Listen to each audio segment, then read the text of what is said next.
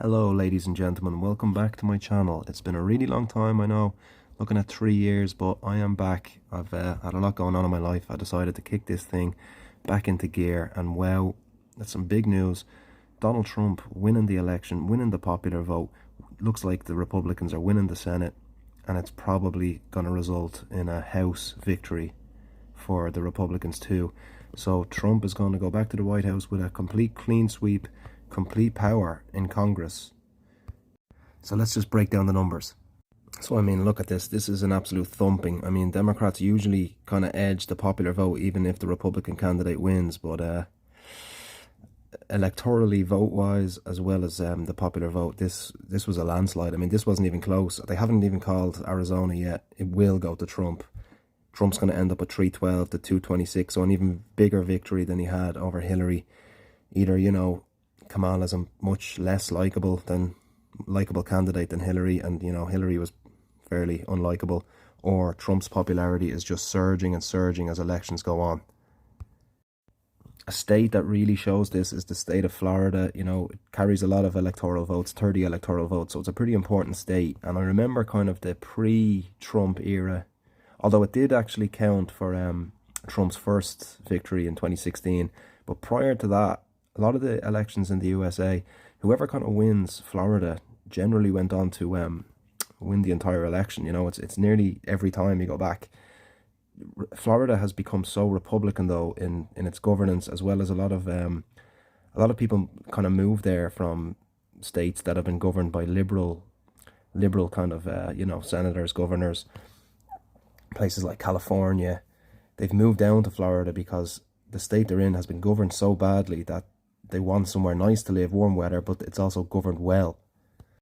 The population of certain states kind of dictate to how many electoral votes they have. So California and New York are generally the two main states. I mean, I'll get into New York now in a bit. They're the two main states that guarantee the Democrats a significant chunk of the electoral vote they need to get into power regarding the presidency. But if migration kind of keeps going on with the trends of people leaving states like California, moving, more inland or all the way over to the East Coast, then southeast for Florida, California could start to lose some electoral votes, which, would definitely hamper the Democrats going forward. I'm not sure 2028, but long term it definitely would have an impact. Harris did obviously win the state of New York and carried, I think it was around a 10-point victory. It sounds pretty, pretty big victory, 10 points in a US election. However, Biden, I think, won this state by 20-something points. I think Clinton won this state by 20-something points. So it's a significant shift to only be carrying the state by, 10 to 12 points.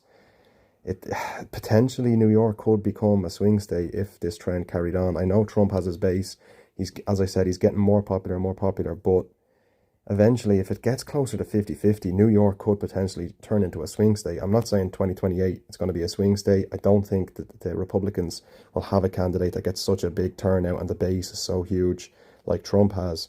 But going forward, Republican is the trend that's occurring in New York. It's crazy the turnout that happened in New York for Trump.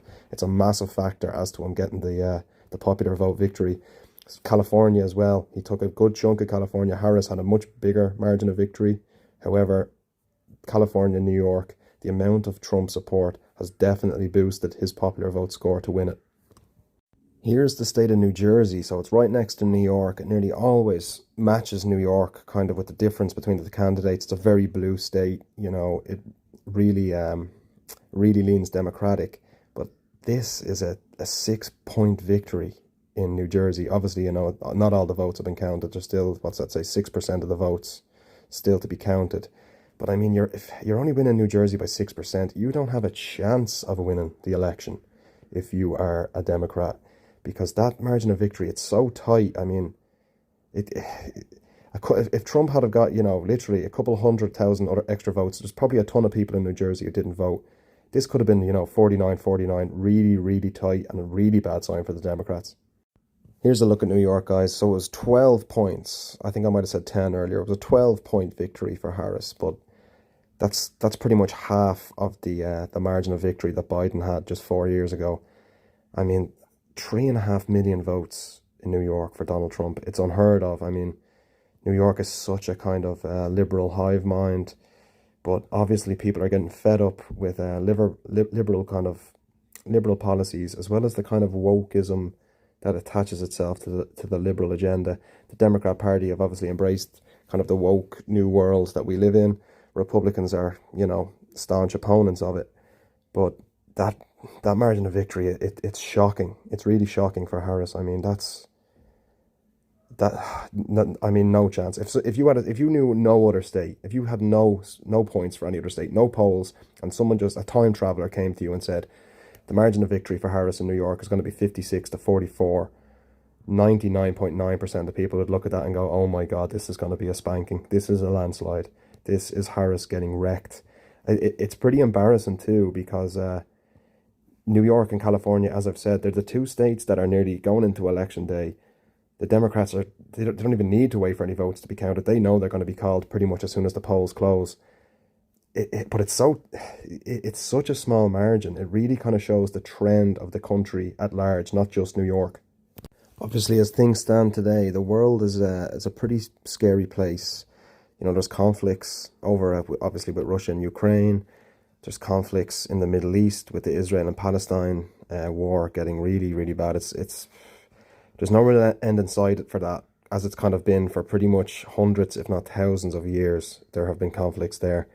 But with a lot of the Hamas leaders getting, taken out one by one, obviously Israel have the upper hand.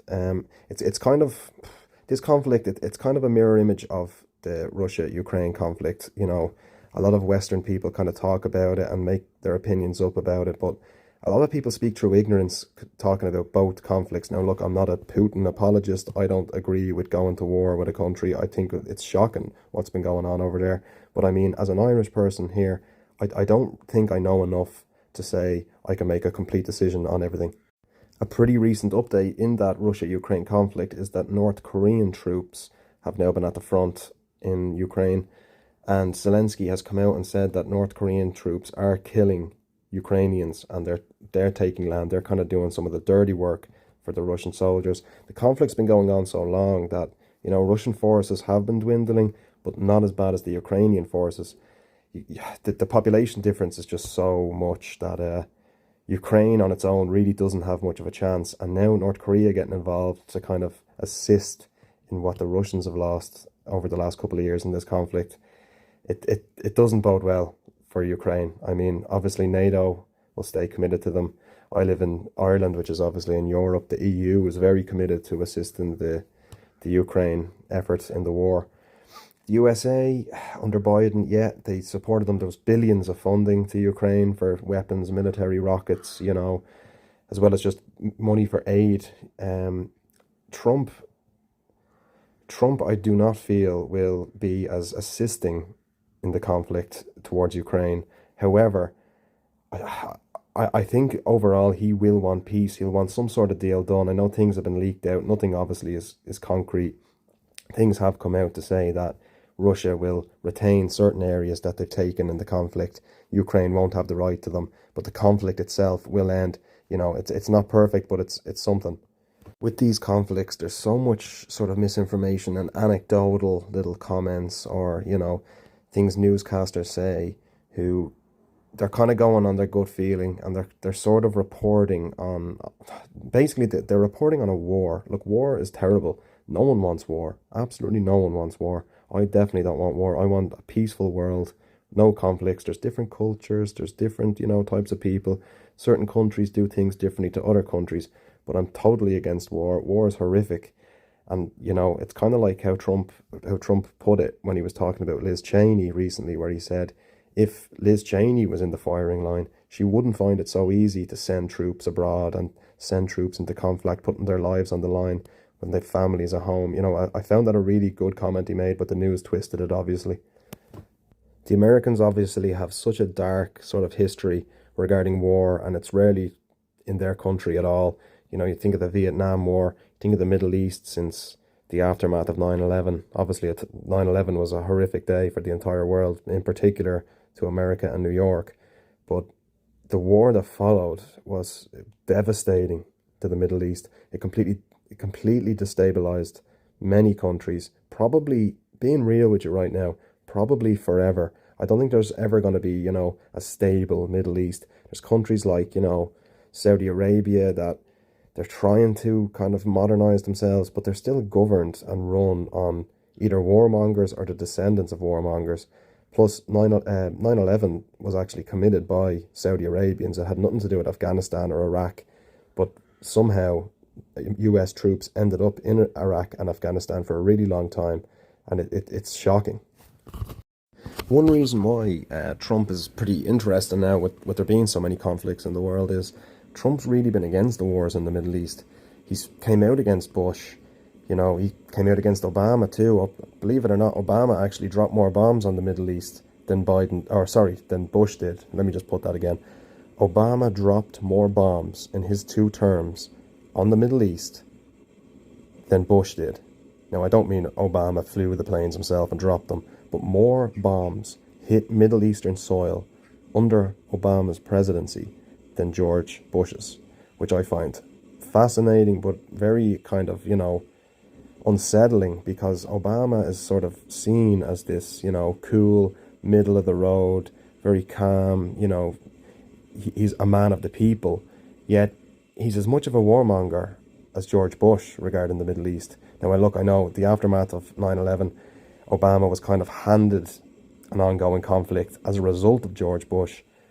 But to say that Obama's squeaky clean and George Bush is the warmonger, it's simply not true. Obama was a warmonger for the Middle East. Now look, Trump too, he had some conflicts ongoing when he came into power in 2016. Ultimately though, he did defeat ISIS, and he did provide some stability to the Middle East. I know Iran is a big opponent of Trump. There was a recent, attempt on Trump's life, a recent plot to make an attempt on Trump's life. So Iran are a serious enemy of Trump, and they'll be getting their plans ready for what the aftermath is regarding Trump's victory, because it was a lot easier for Iran to do what they've been doing under a Biden-Harris presidency. Trump is going to be a bit more hands-on, I feel, and it doesn't sort of leave a vacuum for warmongers or tyrants or dictators to sort of seize power in the Middle East. Trump's going to have a much closer eye on it, and any sort of terrorist groups that are obviously anti-Israel, Trump is going to be, he's going to be wanting to take them out and protect Israel. So it's an interesting time. We're obviously going to have to wait and see until he's sworn in, and even weeks after that, we won't really know what exactly his plan is, but, hopefully there'll be some more stability. Lastly, I'd just like to point to something a bit more close to home. We're obviously having our own general election towards the end of this month, end of November. This is the current Taoiseach of Ireland. So Taoiseach, to anyone not from Ireland, Taoiseach basically is the Prime Minister of Ireland. He recently called for a general election. He, just speaking about this video that I'm making right now, he's been so vocal about his kind of opposition to Trump. There's tons of videos of him, ridiculing Trump, kind of just pushing the liberal media agenda regarding Trump, not taking things out of context, labeling him. If the US recent election is anything to go by, he'd want to maybe just keep his mouth shut, because there's a lot of unrest here in Ireland, a lot of unrest at the government. People do not like the government here. Working class people, I should say, do not like the government here one bit. Trust me. If you are from Ireland and you are watching this video right now, I would urge you, please make sure you're registered to vote. This is a really important election, I feel, here. A lot of people in Ireland, and look, some people won't like me saying this, but a lot of people in Ireland, they give out about the government, they slate politicians, they're, recording politicians, making funny videos of them, kind of harassing them on the street. But then when it comes to an election, they don't go and vote. They don't make their voice heard when it really matters. Anyone can shout at Simon Harris if they see him on the side of the road and get a giggle with their friends to make a funny video. If you actually do not like Simon Harris or what he's done, or what the Fine Gael, Fianna Fáil, Green Party government has done, you have to register to vote, and you have to vote. If you don't vote, I don't think you really should have much of a say. Yeah, it can be funny to harass people on the street, but make sure you vote. Look, guys, thanks. Please comment below and subscribe.